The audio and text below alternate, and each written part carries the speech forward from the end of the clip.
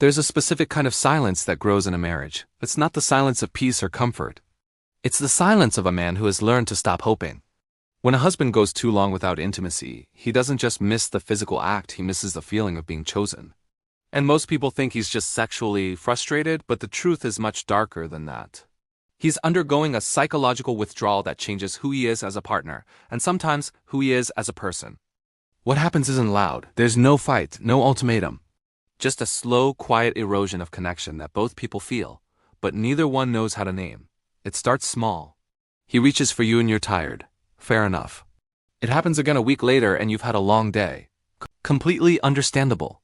But here's what's happening in his brain that you can't see. Every time he reaches out and gets turned away, his nervous system registers it as rejection.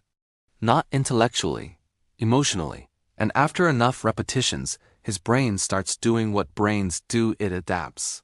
It begins to associate reaching out with pain, with the sting of being unwanted. So to protect himself, to avoid that feeling, he starts limiting his attempts, not consciously, not as punishment, just as self-preservation. This is stage 1, the doubt stage. He's still trying, but he's trying less. And when he does try, there's a new hesitation in it. A bracing for rejection. He's no longer reaching for you with confidence. He's reaching with fear. And you might not even notice. Because from your perspective, nothing has really changed. He's still affectionate, still present, still your husband. But inside, something fundamental is shifting. Then comes stage 2, the adaptive silence. This is where he stops asking altogether. Not because he doesn't want you, but because he's adapted to a life where desire is no longer part of the equation. Connection becomes duty instead of gift. Intimacy, if it happens at all, happens on a schedule or out of obligation, and both of you can feel the difference.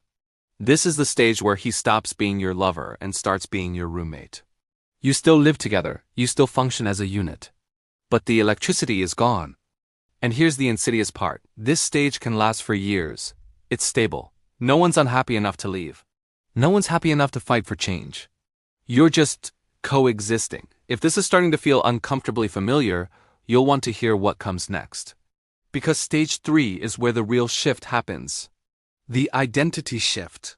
When a man doesn't feel desired by his partner, he often starts burying himself in other things.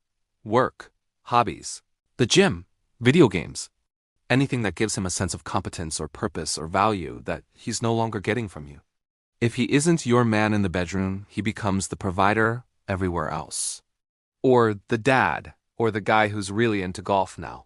He finds other identities to inhabit because the one that mattered most, the one where he felt wanted, chosen, electric, is no longer available to him. And the cruel part is that this looks like him pulling away. Like he's choosing those things over you, but he's not. He's just filling the void with whatever fits. This is where couples start living parallel lives. Same house. Same routines, completely separate emotional worlds. And then, if it goes on long enough, you hit stage 4, the final detachment. This is the danger zone. He's physically present, but emotionally gone. He has accepted the loneliness, not in a dramatic, despairing way, in a quiet, resigned way. He's made peace with the fact that this is what the relationship is now. He no longer feels chosen, so he no longer feels responsible for the emotional health of the marriage. He shows up, he does his part, but the fire?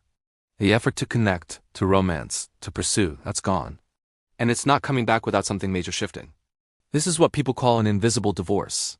Legally married. Functionally separated. And here's the part that no one wants to hear.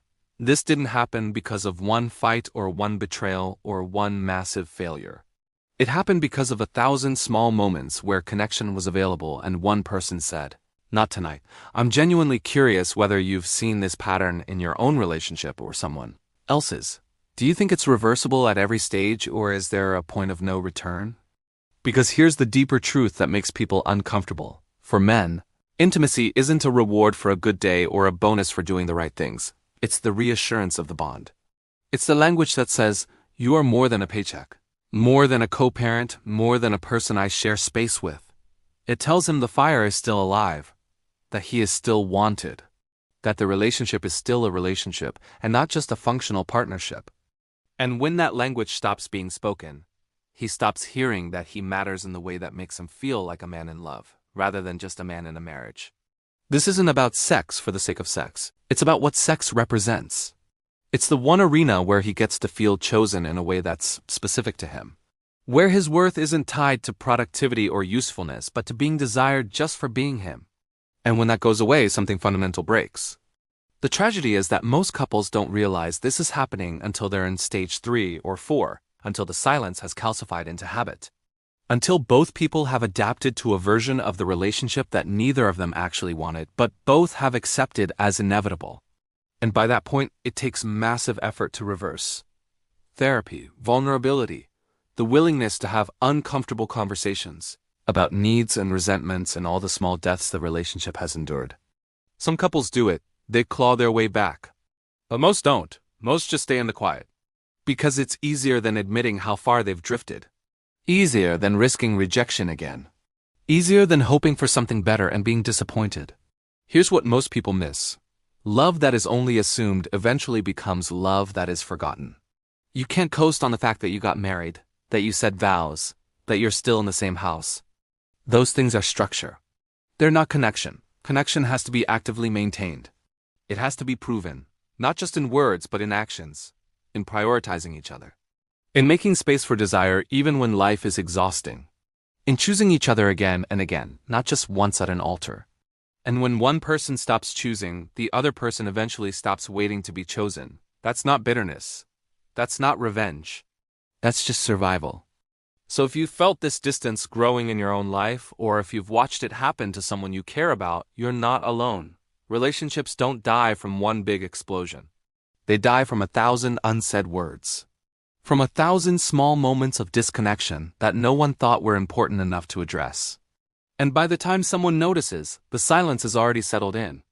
Tell me in the comments, do you think love can be assumed, or does it have to be proven every day? I'm genuinely curious where people land on this. If this hit close to home, subscribe. We go deeper into the psychology of relationships regularly. And hit the like button, it helps other people who need to hear this actually find it.